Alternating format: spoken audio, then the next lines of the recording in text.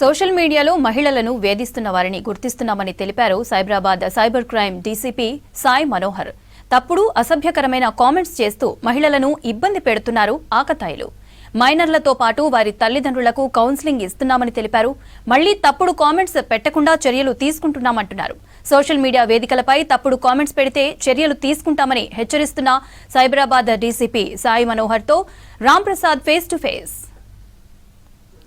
హైదరాబాద్ మహానగరంలో మహిళలను వేధించడానికి చాలా రకాలైనటువంటి మార్గాలను ఎంచుకున్నారు ఆకతాయిలు. ముఖ్యంగా చెప్పాలంటే సోషల్ మీడియా వేదికగా సోషల్ మీడియా ప్లాట్ఫామ్స్ అయినటువంటి ఇన్స్టాగ్రామ్ కానీ వాట్సాప్, టెలిగ్రామ్తో పాటు మరికొన్ని యాప్లలో అయితే మహిళలను వేధించే విధంగా అసభ్యకరమైనటువంటి కామెంట్స్ పెడుతున్నటువంటి వారిపై అయితే సైబర్ క్రైమ్ పోలీసులు చర్యలు తీసుకుంటున్నారు. దీనికి సంబంధించి మనతో మాట్లాడడానికి Cyberabad cyber crime DCP Sai Manohar sir ఉన్నారు. మరిన్ని వివరాలు తెలుసుకున్నాం. సార్ చెప్పండి, అసలు మహిళలను ఎలాంటి అబ్యూజివ్ కామెంట్స్తో వేధిస్తున్నటువంటి కంప్లైంట్స్ వస్తున్నాయి?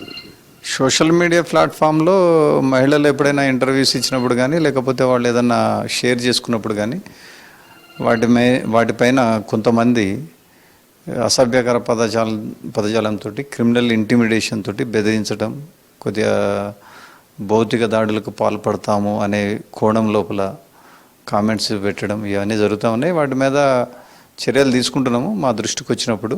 దాంట్లో భాగంగానే ఈ మధ్యలో జరిగినటువంటి ఒక 2 మహిళలపైన చేసినటువంటి ఈ అసభ్యకర కామెంట్స్ అండ్ బెదిరింపులు దృష్టిలో ఎఫ్ఐఆర్ చేయడం జరిగింది.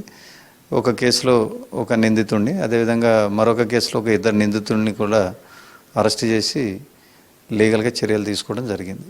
సార్, మనకు ముఖ్యంగా సైబరాబాద్ కమిషనరేట్ అంటేనే ఎక్కువగా ఐటీ ఎంప్లాయీస్ ఉంటూ ఉంటారు. సో మ్యాక్సిమం ఉండేటువంటి కమ్యూనికేషన్ అంతా కూడా వాట్సాప్ లేదా ఇన్స్టాగ్రామ్ ఇలాంటి కొన్ని సోషల్ యాక్టివిటీకి సంబంధించినటువంటి గ్రూప్స్లో జరుగుతూ ఉంటాయి కదా. దీన్ని పర్సనల్గా తీసుకొని ఎవరైనా బాధించబడి పిటిషన్స్ ఏమన్నా వచ్చాయా సార్?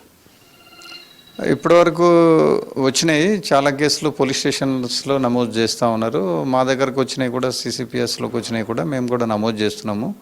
నమోదు చేసి వాటిపైన వెరిఫై చేసి యాక్షన్స్ తీసుకుంటున్నాము. కొన్ని సివిల్ నేచర్లో ఉన్నాయి, వాళ్ళకి సజెస్ట్ చేస్తున్నాము డైరెక్ట్ కోర్టుకు వెళ్ళి పరువు నష్టం దావా కింద వాళ్ళని చేసుకోమని. ఏదేమైనప్పటికీ కూడా మహిళల పట్ల కొద్దిగా, ఎందుకనంటే ప్రతి ఇంట్లో కూడా మహిళలు ఉంటారు, తల్లి, వాళ్ళ సిస్టర్స్ వీళ్ళందరూ ఉంటారు. ఇప్పుడు నిన్న అరెస్ట్ చేసిన దాంట్లో కూడా 2 పిల్లలు వాళ్ళు ఇంటర్మీడియట్ చదువుకుంటూ ఉన్నారు. తను మాత్రం చీకటి మాటన ఇటువంటి కామెంట్స్ పెట్టడం, బెదిరించడం ఇవన్నీ చేస్తూ ఉన్నాడు. అదే వాళ్ళ పిల్లలకి ఎదురైనప్పుడు, అదే తన ఫ్యామిలీకి, తన తల్లికి ఎదురైనప్పుడు దాన్ని దృష్టిలో పెట్టుకోవాలి అందరూ కూడా. కాబట్టి సభ్య సమాజంలో మీరు సభ్యతగా ఉంటున్నారు, కానీ చీకటి ప్రపంచం అని అనుకొని ఈ నేను దొరకను, నేను ఎవరో తెలియదు అనే కోడ్ వర్డ్లో ఈ అన్నీ పెట్టడం మాత్రం కరెక్ట్ కాదు. వాళ్ళందరినీ కూడా డెఫినెట్లీ బయటకు తీసుకురావడం పెద్ద కష్టమే కాదు, తీసుకొచ్చి లీగల్గా చట్టపరమైన చర్యలు తీసుకోవడం కూడా జరుగుతుంది. సార్, ఈ కామెంట్స్లలో అసభ్య పదజాలంలో ఎక్కువగా మైనర్స్ కూడా ఉన్నారంటున్నారు కదా. సో వాళ్ళ తల్లిదండ్రులకు ఏం చెప్తారు సార్? ఎందుకంటే ప్రతిరోజు మొబైల్స్, ఫోన్స్ మైనర్స్ అనే తేడా లేకుండా అందరూ వాడుతున్నారు కదా. సో వాళ్ళ పేరెంట్స్కి ఏం చెప్తారు సార్ ఇలాంటి కామెంట్స్ పెట్టకుండా? ఇప్పటివరకు అయితే మైనర్స్ మా దృష్టిలోకి ఇంకా రాలేదు. వస్తే డెఫినెట్లీ వాళ్ళ పేరెంట్స్ తోటి కౌన్సిలింగ్ జరుగుతుంది. దాని పరంగా ఒక ప్లాట్ఫామ్ని ఏర్పాటు చేసి, కౌన్సిలింగ్ సెంటర్ ఒకటి ఏర్పాటు చేసి దాంట్లో కొంతమంది సోషల్ యాక్టివిటీస్ని కూడా పెట్టి కౌన్సిలింగ్ ఇవ్వడం జరుగుతుంది. అటువంటి ఏదైతే వాళ్ళకు ఉన్నటువంటి మానసికమైనటువంటి ఇదేదైతే ఉందో అది క్లియర్ చేయడానికి కృషి చేస్తాం. సార్, మామూలుగా చూస్తే సాధారణ ప్రజలతో పాటు సెలబ్రిటీలకు కొంత కాంప్లైంట్స్ ఎక్కువ వస్తున్నట్టు తెలుస్తుంది. ఎందుకంటే కామెంట్ చేయడం సెక్షన్కి వచ్చేటప్పటికి కొంతమంది మంచి అంటే మంచి అనడం, చెడు అంటే చెడు కామెంట్స్ పెట్టడం. సో అలాంటి వారికి ఏం చెప్తారు సార్ ప్రధానంగా?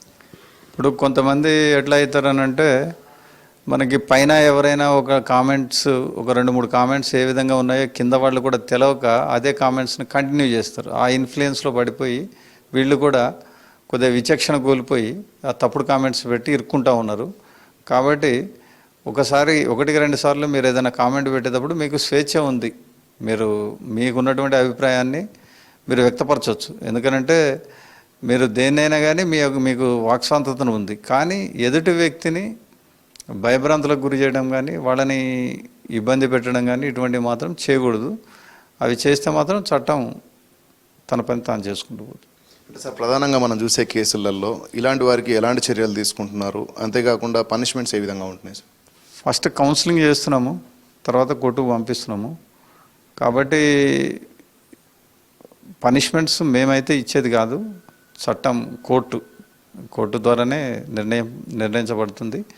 అది ఇంకా ఇప్పటివరకు ఏం డిస్పోజల్ కాలేదు. డిస్పోజల్ అయినప్పుడు మీకు తెలిసిపోతుంది అది.